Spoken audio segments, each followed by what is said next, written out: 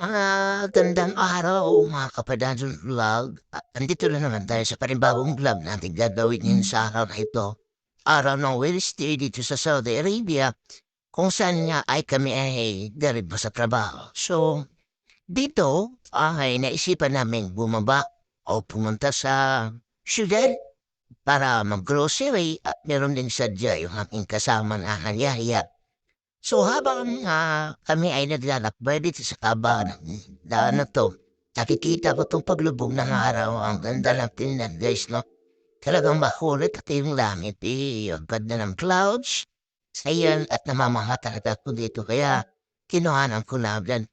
So balik tayo dun sa usapan natin ay kami na ipababa sa siyudad para may bibilhin na yung kasama ko at ako naman ay mag-grocery.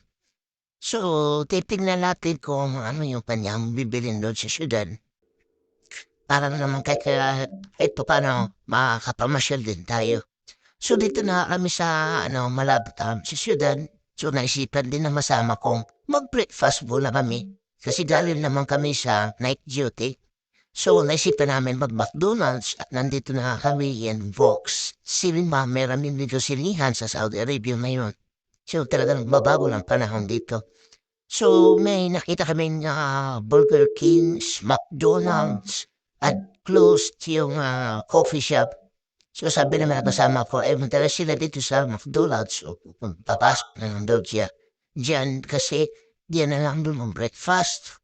So, papasok na kami at tinignan ko nga McCafe pala, hindi siya McDonald's.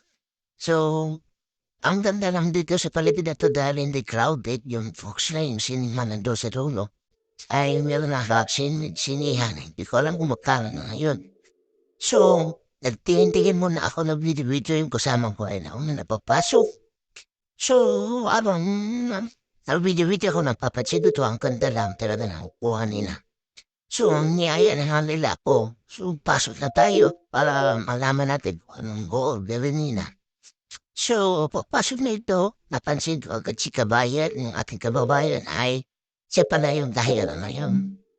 Nakakatuwa lang makakita na natin sa kababayan. Yun lang talaga ang ano lang isang kababayan natin kapag makakita tayo. At hindi lang isang dalawa pala sila naka-duty ngayon, nakatuka.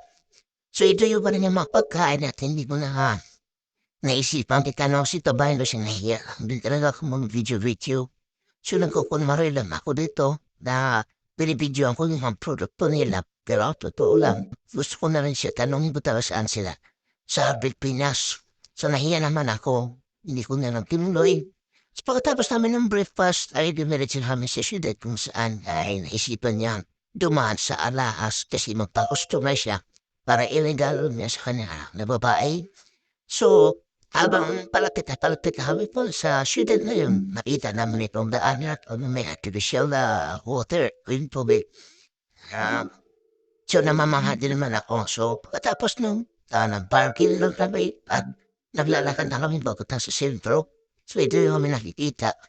So yung dalawa na yan. So nandito na nga tayo sa mismong sa tindahan ng alahas at ito yung muna akong nakikita. So nakakalumang duwende nila to. Kasi ito yung pinakamalumang street nila o daan. So dito ako namamangha sa disenyo nito. Kaya kinuhanan ko na rin. Sabi ko kahit lumang-luma na sirang-sira na. Pero ang ganda ng detalye rin kanina mga arkitektura. So kinuhanan ko na parang nasa Ilocos Norte rin din ako. Pagkatapos nito, nilalakad-lakad ako kasi hinihintay namin magbubukas kasi alas 10 pa pala magbukas. So pagkatapos noon, nagbukas na at ito na yung tindahan na dito namin balak bumili sana magpa-customize ng pangalan na yung kanyang alahas para ito i-regalo sa kanyang anak.